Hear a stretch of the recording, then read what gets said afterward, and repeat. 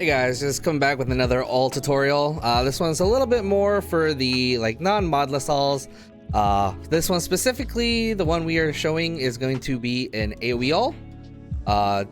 Like in my previous vid, like I said, if you don't come directly in the center of these nodes, in these deep crevices, you'll break cocoons. And I'll show you exactly what I mean by that. Well, for this one, I'll stand a little off center and pretty much dodge it. I'll teleport and then we'll go back, but you'll see that one of the cocoons are broken.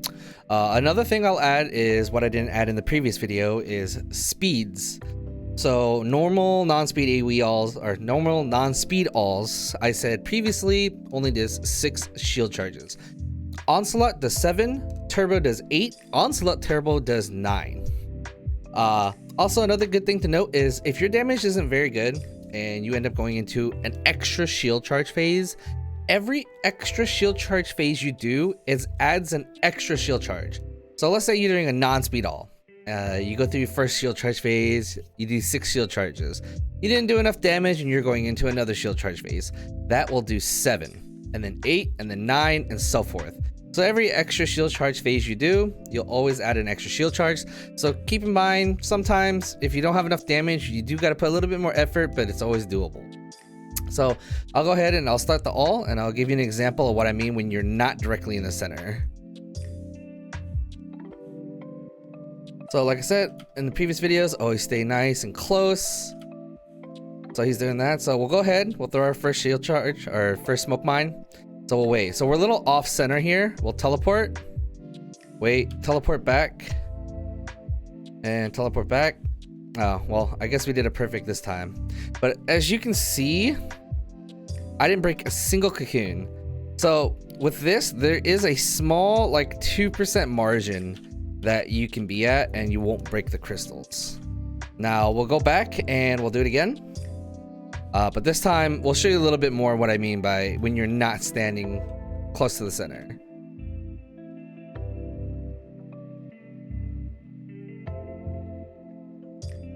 I'm not up to that just yet.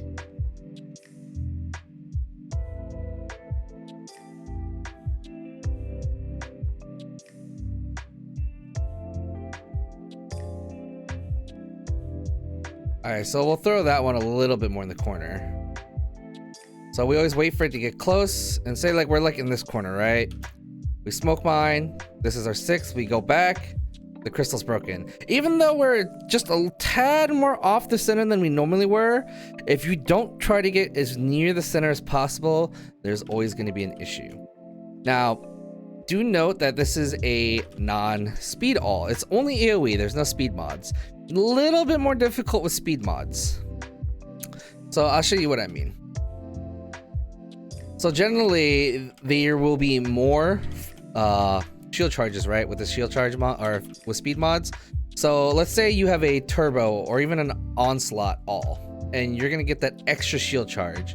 So when you go here and you do this, you wait for the 2, you do this.